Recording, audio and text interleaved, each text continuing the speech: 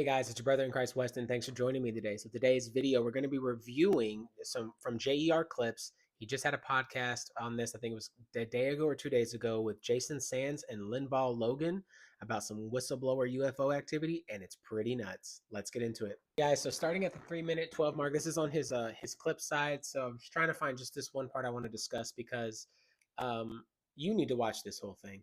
He just showed a video where they were showing uh,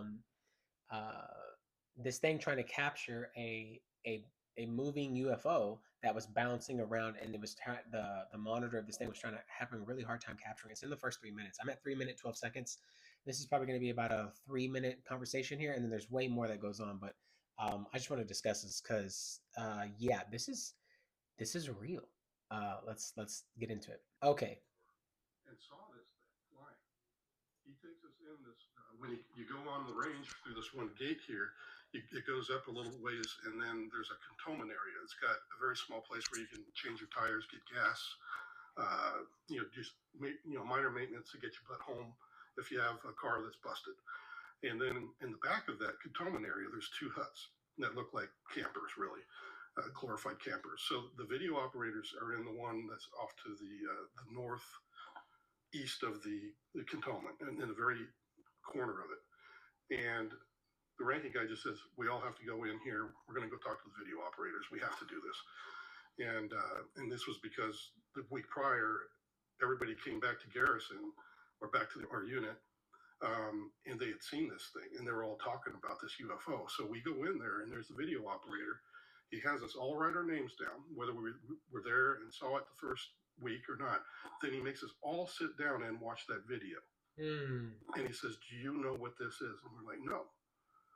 And then he just said, okay, thank you. And then we, after everybody that was there saw it and had wrote their name down, we were allowed to leave. And that was all that was required. And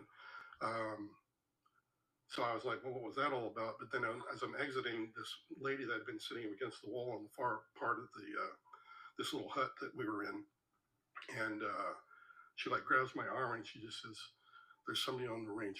Don't talk to him. And she was really, really freaked out. This part is nuts. Like, thanks, strange, freaky lady. Got it. And I'm like, whatever. So we all hop out, we get in the vehicles, and then start taking off towards Quartz Mountain, because right at that cantonment area, there's a hard right. There's a hard right that goes off to Quartz Mountain. And about a mile, half a mile to a mile down that road, it's all dirt road up, by the way. There's this guy. It looks like he's wearing a uniform like we are. He got battle dress uniform on.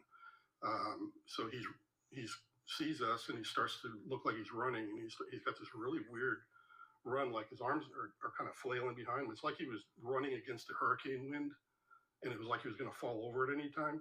And I was like, yeah, it's a bit windy today, but it ain't that bad. So it looked really strange. And then I began to notice his skin tone looked like he might be hypothermic. And I'm thinking, oh crap, this dude's been out here. It's freaking freezing out here, because it was a very cold day and the wind was blowing. It was, those cold days where it didn't matter how many layers you had on. And so as we're getting closer, I'm talking to the ranking guy, hey, we need to slow down. So anyway, I'm thinking, this guy's probably in big trouble.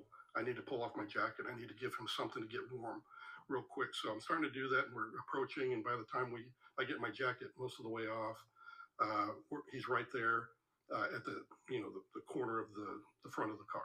And so he looks pale? Is that what you're saying? He looked like an albino with a very bluish kind of undertone. If you could imagine, So you're assuming you're immediately associating that with he's freezing. Yeah, because that's all I could equate it to. Right. And then this part is crazy. As I'm starting to open my door to try to administer aid to this guy, the dude in the front passenger seat screams he's got no ears. And I thought that was pretty rude, because I was like, the guy's in trouble. Does he have a hat on? He's got a hat on, and he's got BDUs that look absolutely clean, pristine. And when you're uprange, you do not wear your cleanest uniform. You're in a dirty environment. You wear your scuffed up boots. You don't take them with you. So he's got a clean battle dress uniform. Everything. United States military. Very out of place. Yeah, it looks very out of place when I finally do it. But anyway, I step out onto the roadway, and this guy screams that he's got no ears. And I just thinking it's really rude. And then I close the door, and I look up, and he's got no freaking ears. And his eyes are twice as big. And I just am like, yeah, what the hell did I just walk into? this guy's not from around How here. far away from him are you? Probably from me to Just a few Logan. feet. Yeah, just talking distance. Okay. And I'm starting to freak out, but then he starts to talk to me, and it's not my language, but it's coming to the understanding is like coming into my mind about every word he's saying. So he's actually saying words. He's saying words, but it doesn't sound like anything I've heard before. But you're understanding what he's saying. But I'm understanding. So I know there's a telepathic thing going on here, and it calms me down at the same time because I'm having to respond to him. And he's like, hello, I'm having trouble with my craft. I need some repair material. Do you know where I could find some tritium? And this is what he's talking to me about. And I'm like, you mean titanium? Because I didn't know anything about tritium at the time. But titanium, he's like, no, it's not it. And I'm like, well, at this point in my career, I had just left the program. Okay, so that's about 5 minutes worth. The reason why I wanted to talk about that, I wonder if it shows it here at all, where it'll show a picture of what he looks like. We'll see. They're talking about it, and I don't know. There it is. There's a picture here. It's right there.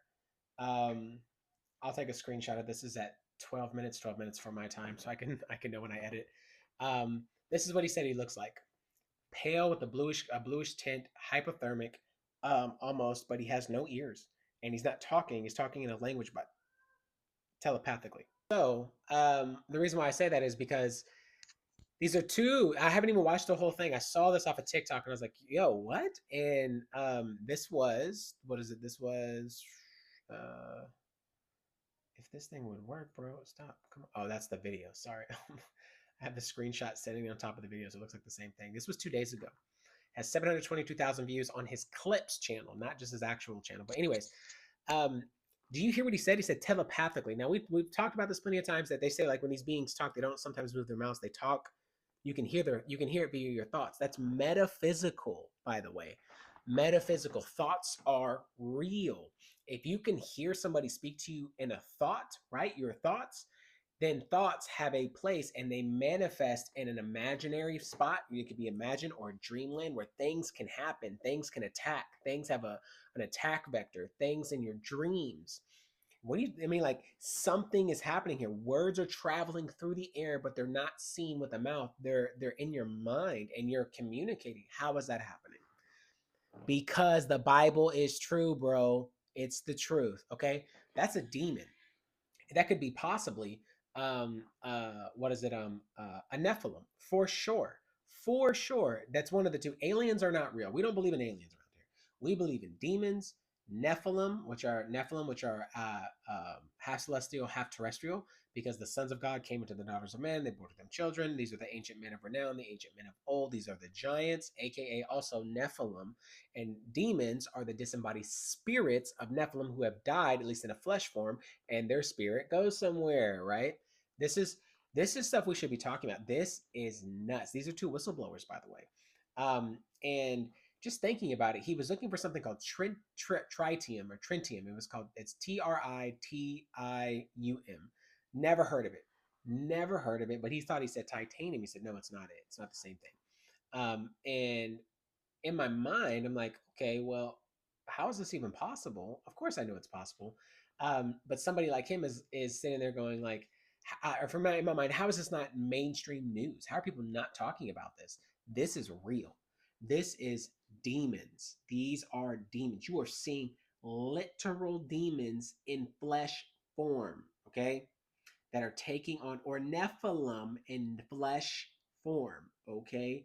This is real.